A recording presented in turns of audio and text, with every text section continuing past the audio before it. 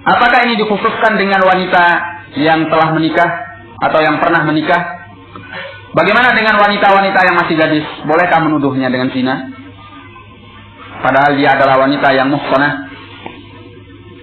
Al-jawab, wanita yang gadis juga demikian sama hukumnya. Nah, sama dengan wanita yang pernah menikah. Tidak boleh menuduhnya dengan zina tanpa bukti. Nah, maka demikian pula hukumnya dengan laki-laki yang masih lajang, ini masih pemuda belum menikah. Tidak boleh menuduhnya dengan zina tanpa bukti. Yang demikian ini adalah dosa besar. Baik. Dan orang yang menuduh tuduhan zina seperti ini tanpa bukti, kalau yang dituduhnya adalah seorang yang merdeka, bukan budak, dan tidak terbukti tuduhannya atau dia tidak bisa mendatangkan bukti, maka dia dicambuk sebanyak 80 kali. Nah, kalau yang dituduhnya adalah seorang budak, maka dia dicambuk setengahnya, yaitu 40 kali, menurut sebahagian ahlul ilm. Nah, jadi budak pun sama hukumnya, tidak boleh dituduh dia dengan perbuatan zina tanpa bukti. Tanpa bukti. Nah, barang siapa yang melakukannya, dia mendapatkan setengah hukuman bagi yang menuduh seorang yang merdeka. Kalau seorang yang merdeka 80 kali cambuk, maka menuduh budak 40 kali cambuk menurut sebahagian ahlul ilm. Nah,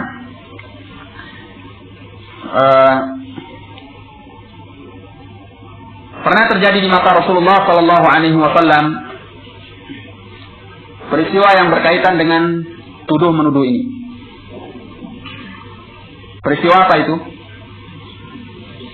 Hadis Alif, tuduhan dusta yang diarahkan kepada Aisyah radhiyallahu anha sepulang dari perang apa? Kalau saya tidak keliru, dari perang Tabuk. Nah, ketika Aisyah radhiyallahu anha keluar dari sekedup, ya, namanya sekedup, dari sekedup untanya untuk mencari kalungnya yang terjatuh. Kemudian karena ringannya badan Aisyah ini radhiyallahu anha, orang yang membawa atau menuntun sekedup itu tidak merasa bahwa Aisyah radhiyallahu anha tidak berada di tempatnya, sehingga mereka berjalan. Nah, Aisyah radhiyallahu anha ketika mendapatkan bahwa sekedupnya telah berlalu, maka dia berhenti di tempat itu dan kemudian tertidur. Lalu dia ditemukan oleh rombongan pasukan yang berada di belakang, yang memang tugasnya untuk menyapu pasukan-pasukan muslimin yang masih tertinggal atau barang-barang atau yang semacamnya, berada di bagian terbelakang pasukan. Nah, ditemukan oleh seorang sahabi, lupa saya siapa namanya, Sofwan bin siapa? Bin Mu'attal. Nah, al-muhim ditemukan oleh seorang sahabi dan dituntun sampai dinaikkan Aisyah radhiyallahu anha ke atas untanya, dan kemudian dia menuntun unta itu sampai kota Al-Madinah. Kesempatan bagi kalangan al-munafiqin, Abdullah bin Ubay, untuk menyebarkan fitnah, sehingga tersebarlah di kota Al-Madinah bahwa Aisyah radhiyallahu anha telah berbuat zina. Sumbernya dari kaum munafiqin, dari Abdullah bin Ubay dan teman-temannya, sehingga gempar pada waktu itu kota Al-Madinah. Sementara Aisyah radhiyallahu anha sepulang dari perjalanan ini dia jatuh sakit, sehingga awalnya dia tidak mendengar peristiwa yang terjadi dan menggemparkan kota Al-Madinah. Nah, sampai ketika dia mendengar, dia menangis dan meminta dipulangkan ke rumah orang tuanya, ke rumah Abu Bakar dan ibunya. Baik. Nah, setelah perjalanan waktu, banyak orang yang ikut campur dalam tuduhan ini, di antaranya sebahagian sahabat dan sebahagian sahabiyah. Namun akhirnya terbongkar peristiwa ini dan Allah sucikan Aisyah radhiyallahu anha dari tuduhan itu dengan turunnya ayat. Dan Allah mengecam kaum munafikin dengan firman-Nya, innal ladzina yuhibbuna an tashi'a al-fahishatu fil ladzina amanu lahum adzabun alim fid dunya wal akhirah. Sungguhnya orang-orang yang menyukai tersebarnya kejelekan dan kekejian di kalangan orang-orang yang beriman, mereka mendapatkan azab yang pedih di dunia dan di akhirat nantinya. Sampai sebahagian sahabi yang jatuh dalam masalah ini, yaitu Mistah, yang termasuk dari karib kerabat dari Abu Bakar radhiyallahu anhu. Sempat Abu Bakar radhiyallahu anhu bersumpah untuk tidak memberinya nafkah, karena sebelumnya Abu Bakar yang menanggung nafkahnya. Setelah ketahuan bahwa berita itu adalah berita dusta, hadis al-ifk. Namun kemudian Rasulullah Shallallahu Alaihi Wasallam menyuruh Abu Bakar untuk membatalkan sumpahnya, dan membayar kafarah, kemudian tetap memberi nafkah terhadap Mistah yang masih menjadi karib kerabatnya.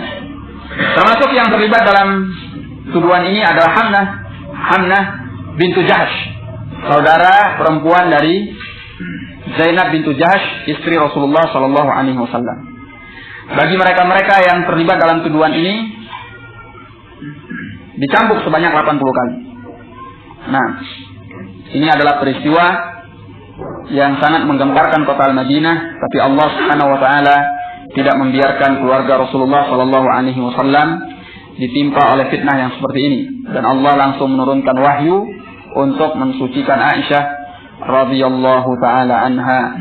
Tapi sekarang yang masih meyakini Aisyah radhiyallahu anha dengan tuduhan keji seperti itu, siapa ya kawan? Syiah Rafidhah la'nahumullah. Mereka menuduh Aisyah radhiyallahu anha dengan tuduhan yang sangat keji. Seperti tuduhannya kaum munafikin, sebab mereka juga adalah orang-orang dari kalangan munafikin. Mereka adalah kufar, orang-orang yang keluar dari Islam.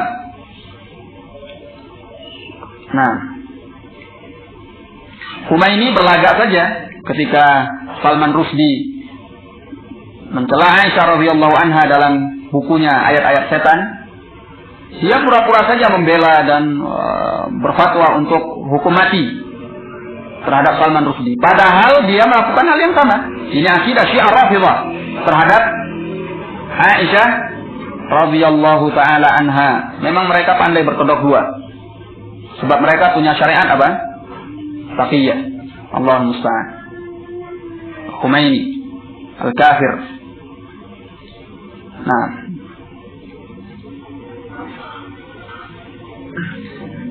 Baik.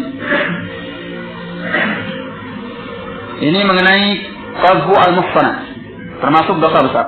Kemudian berikutnya adalah aklur riba, makan riba. Apakah yang diharamkan makan saja? Bagaimana kalau minum? Di sini kan makan. Kalau minum berarti enggak apa-apa. Bagaimana dengan memberi makan orang dengan riba? Juga sama hukumnya, karena Rasulullah sallallahu alaihi wasallam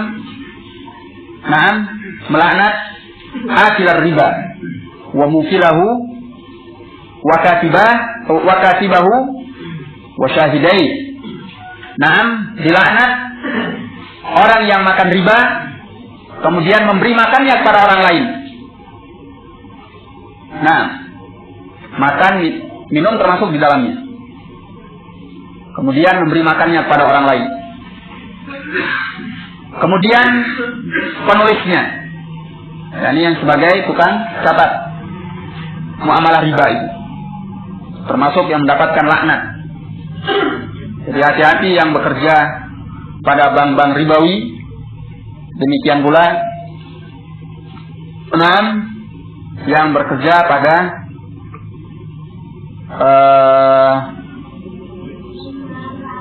rentenir, walaupun sebagai tukang catat, dilaknat oleh Allah Tabaraka wa Ta'ala atau Rasulullah Sallallahu Alaihi Wasallam. Demikian pula kedua saksinya yang ikut menjadi saksi. Allah musta'an.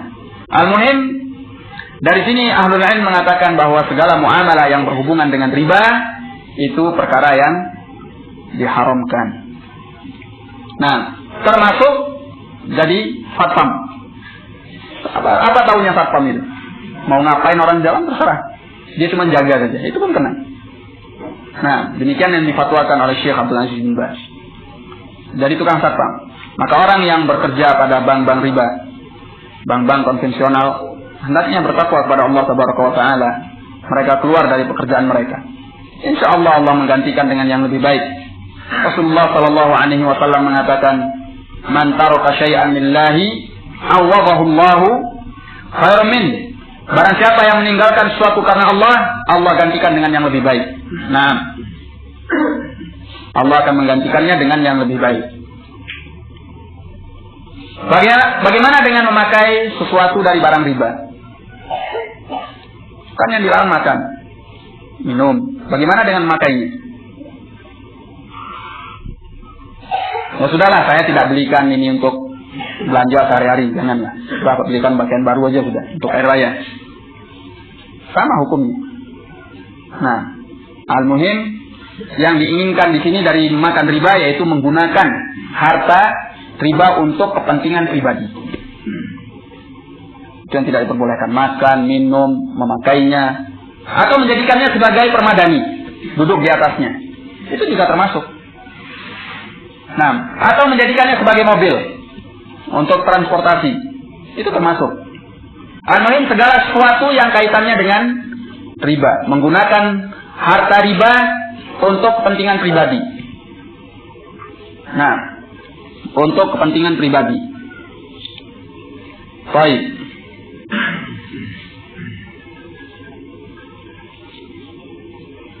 Lalu bagaimana kalau seorang punya harta riba? Apa yang dia lakukan? Kalau dia punya harta riba, ya dia gunakan untuk kepentingan umum. Kepentingan umum, membangun jalan. Naam. Al-muhim kepentingan umum yang bukan sifatnya pribadi. Jalan, kemudian WC umum dan seterusnya. Baik. Maka intifa, pengambilan manfaat yang dilakukan tidak boleh bersifat personil atau pribadi.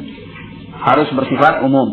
Kemudian tidak digunakan pada sesuatu yang semestinya dipakai dengan harta halal yang digunakan untuk Allah, seperti masjid dan yang berkaitan dengan masjid. Karena yang seperti ini digunakan dengan harta yang halal, sebab dia dibangun untuk Allah Tabaraka wa Ta'ala. Nah, demikian pula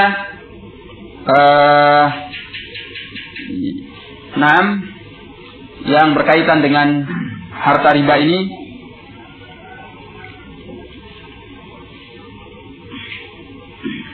bagi orang yang belum atau ditawari untuk mengambil harta riba, maka lebih baik dia tidak mengambilnya, walaupun digunakan untuk kepentingan umum. Beda kasusnya yang kedua dengan yang pertama. Kalau yang pertama memang harta itu sudah ada pada dia. Kalau sudah ada pada dia, sudah gunakan pada kepentingan yang umum. Pengambilan manfaat darinya tidak boleh secara personil atau pribadi sifatnya, untuk kepentingan yang umum, dan tidak boleh pula untuk sesuatu yang memang diperuntukkan bagi Allah Tabaraka wa Ta'ala. Nah, karena sebagian ada menggunakannya untuk WC masjid, atau untuk sesuatu yang berkaitan dengan masjid, atap masjid, atau mungkin perpustakaan masjid lah. Nah, karena yang demikian itu adalah sesuatu yang diperuntukkan bagi Allah Tabaraka wa Ta'ala. Atau pondok pesantren. Pondok pesantren itu dibangun dengan sesuatu yang halal sehingga diberkahi oleh Allah Tabaraka wa Ta'ala. Pondok pesantren dari hasil uang riba. Enggak benar itu. Nah, enggak benar yang demikian. Baik. Maka kalau sudah ada, gunakan pada kepentingan umum dan bukan pada sesuatu yang diperuntukkan bagi Allah Tabaraka wa Ta'ala. Kemudian kalau dia belum memegangnya, yakni harta riba itu masih ada pada orang lain atau di bank, maka dia jangan mengambilnya. Itu lebih selamat. Nah, misalnya seorang karena terpaksa harus menyimpan di bank dan ini berbunga. Bagaimana dengan bunganya? Padahal jumlahnya besar, eman kan? Sebagian orang mengatakan ya nanti dimanfaatkan oleh mereka dan sebagainya. Sudah biarkan. Berapa nilainya harta dibandingkan harta mereka? Kalau memang mereka ingin menghancurkan Islam, memang mereka punya harta yang cukup banyak. Memang dunia ini dilimpahkan oleh Allah kepada mereka untuk Allah menyiksa mereka nanti. Nah, sebab itu adalah kotoran. Itu adalah ibaratnya kotoran. Sekarang saja misalnya, kalau seorang ditawari ini pegang bayi, nanti cuci tangannya. Mana yang kita pilih? Tidak megang sama sekali atau megang kemudian cuci tangan? Saya tidak usah megang sama sekali. Kan begitu? Iya. Itu logisnya demikian. Tidak usah megang, selamat. Daripada megang kemudian cuci tangan. Paling tidak baunya masih tinggal. Nah, makanya ini yang lebih selamat. Fatwa Syekh Muhammad bin Shalih Al-Utsaimin rahimahullah dalam Syarah Riyadhus Shalihin, dan beliau membantah pendapat sebagian ahlul ilm yang menganggap tidak mengapa mengambil harta itu kemudian digunakan pada kepentingan umum. Beliau bawakan beberapa alasan. Nah, dan dalil beliau yang paling kuat adalah firman Allah Tabaraka wa Ta'ala, wa in tubtum falakum ru'usu amwalikum. Kalau kalian tobat, maka cukup bagi kalian modal kalian saja. Tidak lebih daripada itu. Nah, ketika seorang menyimpan di bank, dia tahu bahwa ini adalah haram. Maka yang berhak dia mengambil seperti apa yang Allah firmankan. Falakum ru'usu amwalikum. Kalian cukup mengambil modal kalian saja. Adapun ribanya tinggalkan di sana. Nah, biar mereka yang bergelimang dengan kotoran itu. Nah, Allah musta'an. Ini mengenai aklul riba. Kemudian aklul malil yatim. Nah,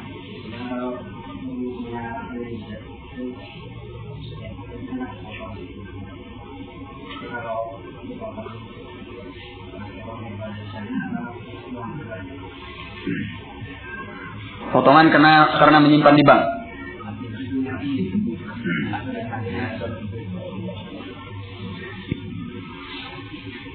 Nah, ambil modal inti yang penting. Modal inti 500, ambil 500. Karena Allah menyatakan falakum ru'usu amwalikum. Bagi kalian modal kalian. Kalau kita punya 500, ambil 500. Nah, ya sudah, biar mereka bergelimang dengan harta riba. Artinya kalau memang mereka mengambil dari hasil bunga, biarkan saja. Nah, karena memang juga lembaga ini bukan lembaga yang halal.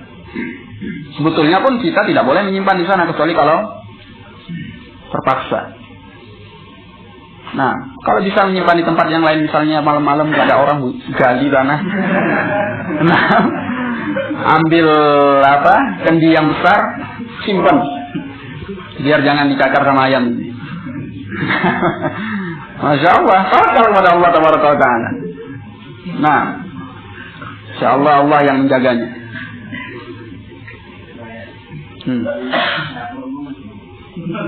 Dapur apa? Ya janganlah yang sesuatu yang memang tidak ada kaitannya dengan pengambilan kemanfaatan. Kalau dapur umum kan masih diambil kemanfaatannya yang sifatnya lebih khusus kan gitu. Nah, untuk makan, minum dan sebagainya. Baik, pokoknya pengambilan kemanfaatannya selain makan dan minum atau yang bersifat kemanfaatan yang langsung kepada pemakainya.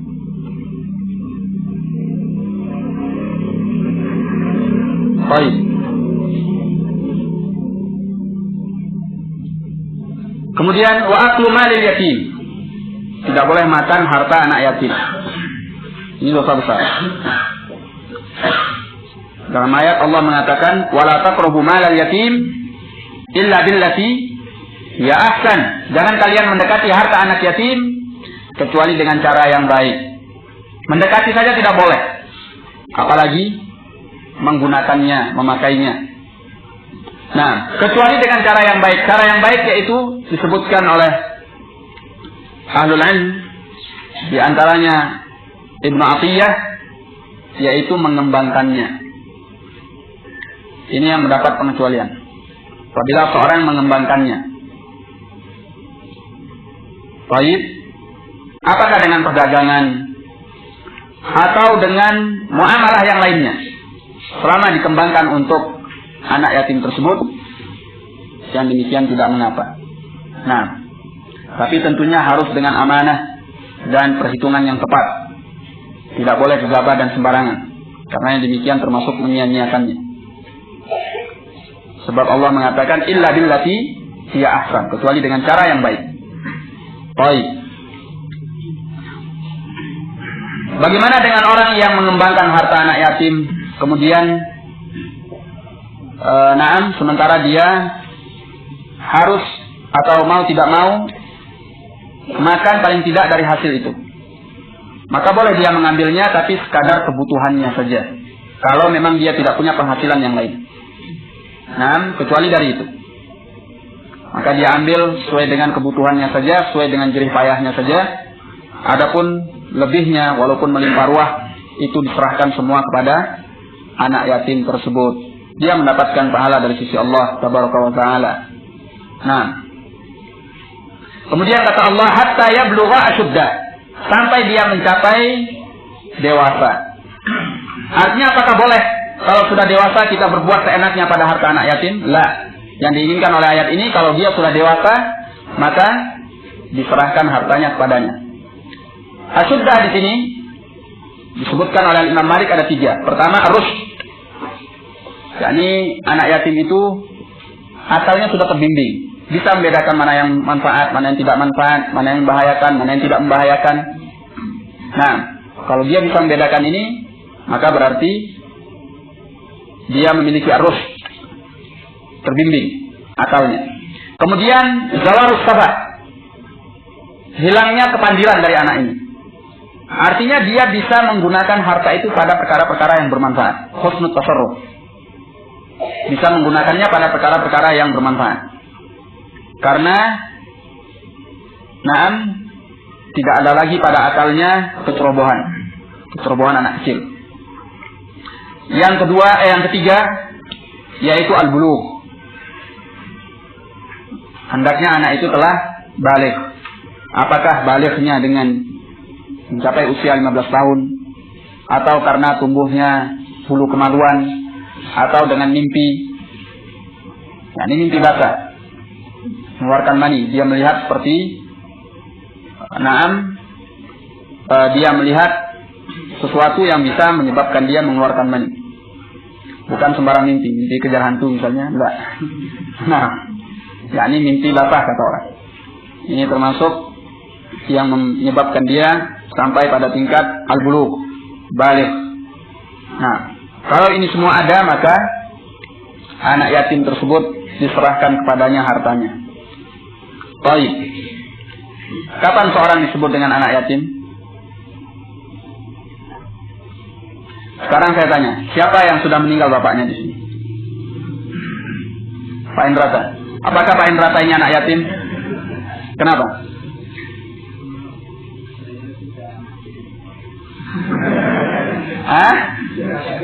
Sudah besar, sudah punya harta, masya Allah, sudah keluarga dan sebagainya.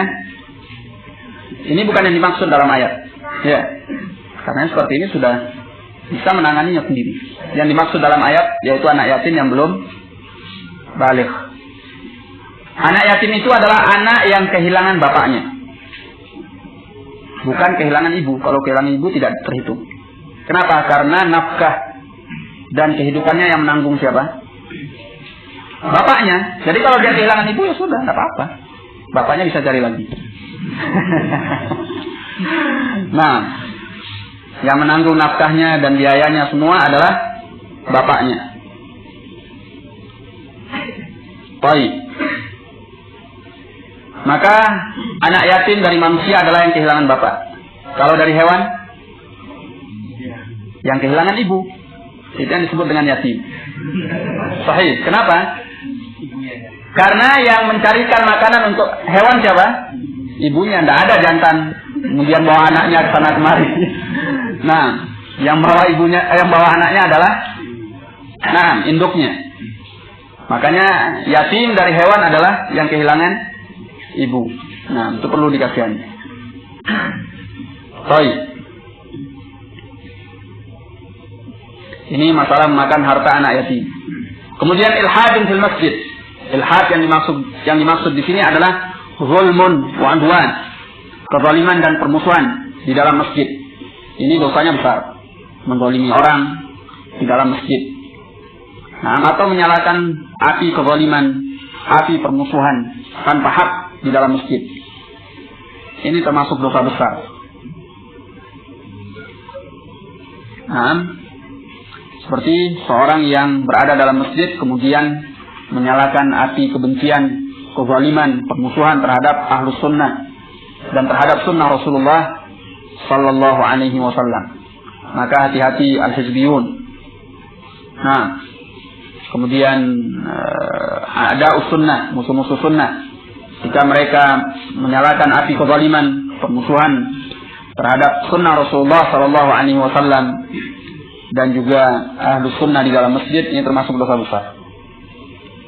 Nah, walladzi yastaskhir, demikian pula yang mengejek, memperolok orang lain. Ini termasuk dosa besar. Kata Rasulullah sallallahu alaihi wasallam dalam hadis Al-Bukhari, itu masalah mencela. Ayat firman Allah tabaraka wa taala, la yaskhar qaumun min qaum. Tidak boleh satu kaum melecehkan, memperolok-olok kaum yang lainnya.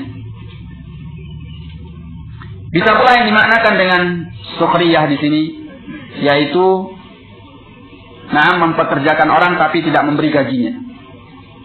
Nah, ini hati-hati para pemilik perusahaan atau yang semacamnya. Nah, orang-orang yang mempekerjakan orang lain, mempekerjakan orang kemudian tidak mau membayar gajinya, ini dosa besar. Hamlul ghair 'alal amal bi ghairi ujrah. Nah, ini tidak dibenarkan, termasuk dosa besar. Baik. Lalu bagaimana bagi para pekerja? Berhakkah mereka demo? Nah, hendaknya tidak melakukan kerusakan-kerusakan, kezaliman ataupun kesalahan seperti ini hendaknya dibalas dengan cara yang syar'i. Mengingatkan dia dengan hadis, dengan Al-Quran untuk meninggalkan perbuatan itu. Nah, atau menyerahkan urusannya kepada yang berwajib, biar diseret dia oleh polisi. Baik. Kemudian yang terakhir, dan ini yang menjadi syahid dari hadis ini pada bab yang kita pelajari.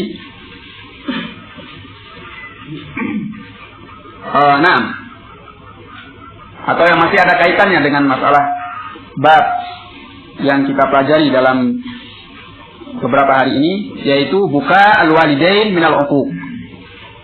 Menangisnya kedua orang tua karena kedurhakaan anaknya. Ini termasuk dosa besar. Artinya bukan orang tua ketika menangis melihat anaknya durhaka kemudian orang tua itu dosa besar, bukan. Kalau begitu takut orang. Maksudnya bahwa si anak mendapatkan dosa besar sebab dia telah membuat orang tuanya menangis karena kedurhakaannya. Nah, ini adalah dosa besar. Al-uquq, alal wali atau bil walidain, dengan kedua orang tua adalah merupakan dosa besar. Allahumma musta'an. Berarti berapa semua ini sekarang? 9. al-kabirah ya akhwan, yang disebut dengan dosa besar, yaitu disebutkan oleh Ibnu Al-Athir rahimahullah, al-fi'latul qabihah min adh-dhunub al-manhi anha syar'an. Yang disebut dengan al-kabirah dosa besar adalah al-fi'latul qabihah min adh-dhunub al-manhi anha syar'an. Perbuatan jelek,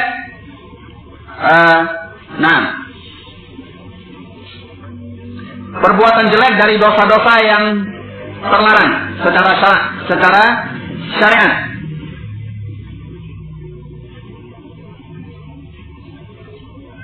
Perbuatan jelek dari dosa-dosa yang terlarang secara syariat. Al-azim amruha, yang perkaranya besar. Itu definisinya. Jadi setiap dosa yang berupa perbuatan jelek dilarang secara syariat dan perkaranya besar, inilah yang dimaksud dengan dosa besar. Seperti membunuh, kemudian makan riba, dan yang selain itu. Dan dosa besar ini diketahui dari banyak hal. Di antaranya seperti apabila pelakunya dilaknat oleh Allah atau oleh Rasulnya alaihi salatu wassalam. Maka diketahui bahwa dosa itu adalah dosa besar. Seperti pemakan riba yang memakankannya kepada orang lain, pemberi makannya kepada orang lain, kemudian penulisnya, kemudian dua saksinya. Jadi bisa diketahui dengan dilaknat pelakunya. Bisa pula diketahui dengan ancaman yang diberikan, yaitu neraka. Diancam dengan neraka. Maka berarti perbuatan itu adalah dosa besar.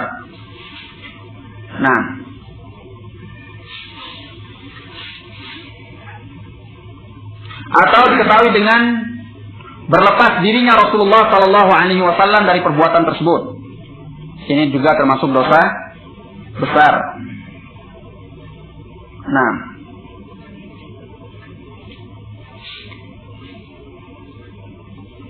Baik.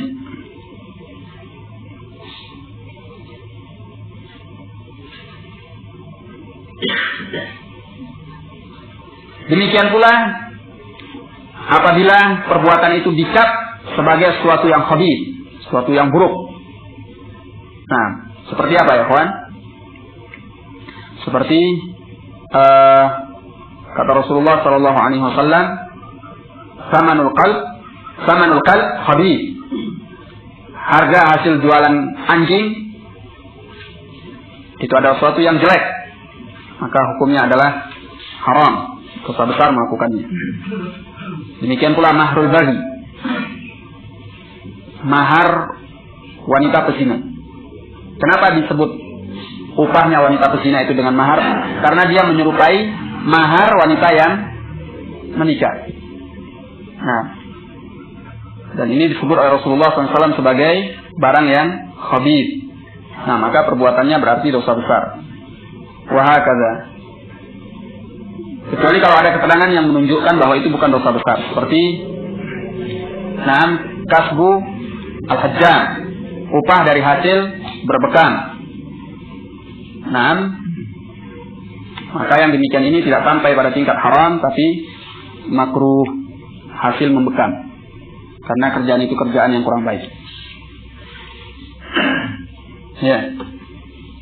Kerjaan membekam atau mencari nafkah, mencari kehidupan dari hasil berbekam adalah kerjaan yang kurang baik. Hukumnya makruh. Baik.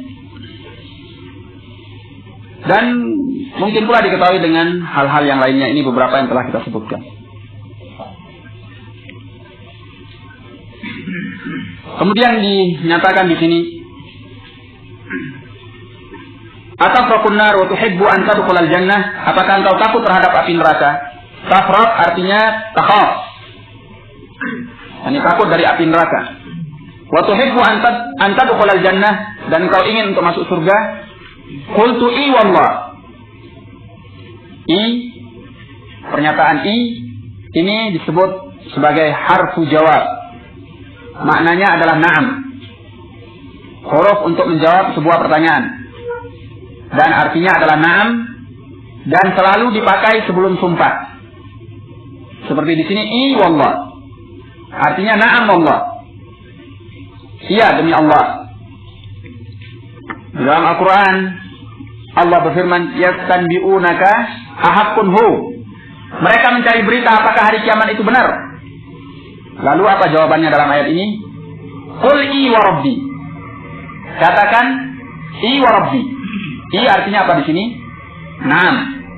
Naam demi Rabbku. Jadi pernyataan i adalah harfu jawab dengan makna na'am. Dan selalu dipakai sebelum sumpah. Nah. Ahayyun walidat, apakah hidup kedua orang tuamu? Qultu indi ummi. Aku menjawab, aku punya ibu. Qala fa wallah.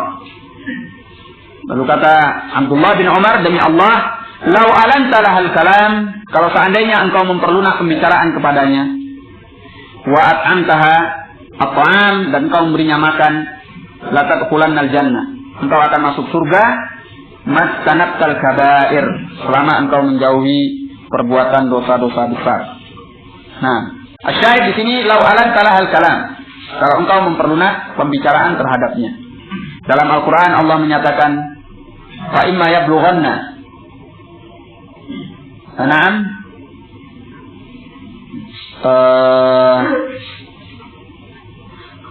Wa imma yablughanna ahadahuma al-kibaru. Apa ayatnya, ikhwan? Wa imma yablughanna al-kibaru ahadahuma aw kilahuma fala taqul lahumā uff wa qul lahumā qawlan karīmā. Kata Allah, apabila keduanya telah mencapai usia tua, atau salah satu dari keduanya, fala taqul lahumā uff, maka jangan engkau mengucapkan kepada keduanya uff. Uff ini adalah kata singkatan kata yang buruk dan paling terendah. Artinya paling ringan. Kata buruk yang paling ringan tingkatannya, yaitu uff. Atau dalam bahasa kita, coba pergi ke sana, Ya, coba perhatikan anak-anak, kalau disuruh oleh orang tuanya, Nah, bahasa Arabnya uff. Nah, ini tingkatan kata yang buruk paling ringan.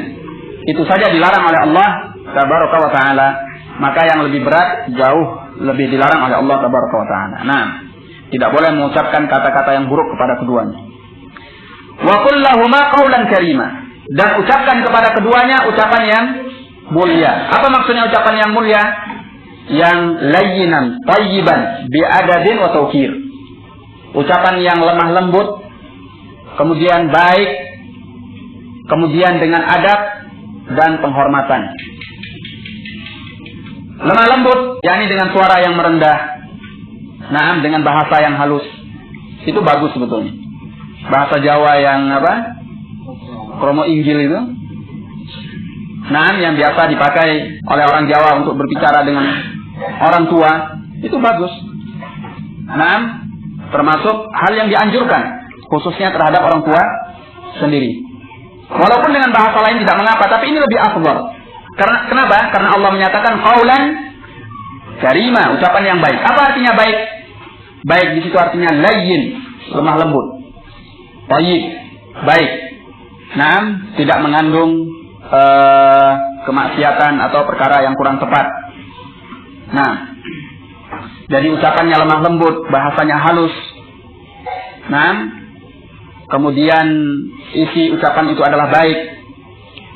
Kalau lemah lembut kemudian bahasanya halus tapi isi ucapannya jelek, intinya pergi engkau. Tapi bahasanya halus kemudian suaranya hampir tidak terdengar, intinya itu menyuruh pergi orang tuanya. Ya, sama saja. Makanya layyin dan thayyib, baik. Kemudian diadab dengan adab. Nah, dengan adab terhadap orang tua, mengambil waktu yang tepat, kemudian bahasa yang menyenangkan. Nah, wa tauqir, kemudian menghormatinya dengan nada yang menghormati kepada kedua orang tua tersebut. Nah, ini yang dimaksud dengan layyin. Wala tanharhuma, dan Allah melarang untuk melakukan hardikan. Dilarang untuk berkata yang jelek dan perbuatan yang jelek. Berkata yang jelek dan berbuat yang jelek. Wala taqul lahuma uff wala tanharhuma. Jangan mengatakan kepada keduanya uff dan jangan menghardik keduanya.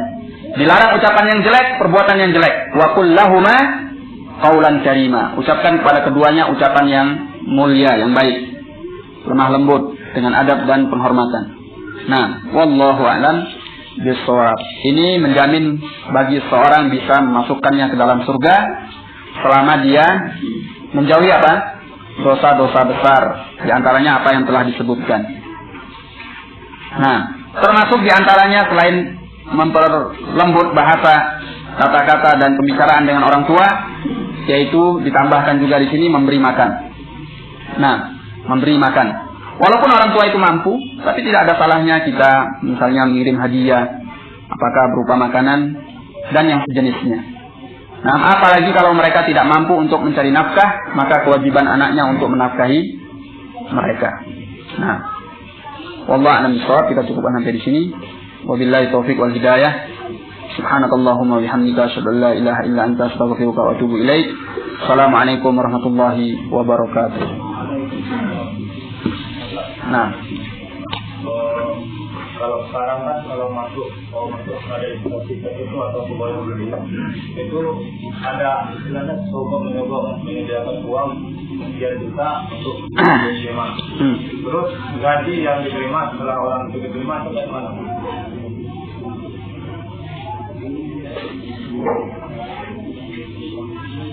Kalau sogok menyogoknya jelas ya. Dalam artian tidak berhak dia melakukan itu. Nah,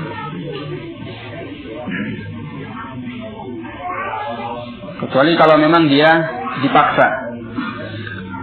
Dalam artian sungguhnya dia sudah diterima oleh perusahaan dan sebagainya, tapi ada calo yang menginginkan kemanfaatan darinya, sementara dia tidak bisa lepas. Mungkin ini lain keadaannya.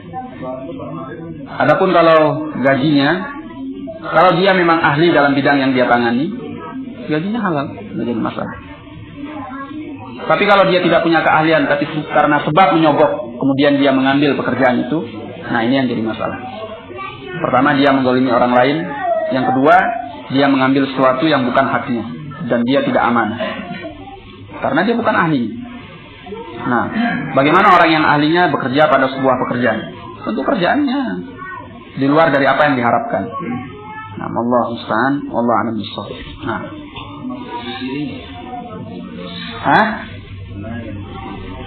ibu tiri. Yang dimaksud di sini bukan lu. Ibu tiri itu sebetulnya bukan ibu kita, tapi istri bapak kita. Iya, sungguhnya istri bapak kita.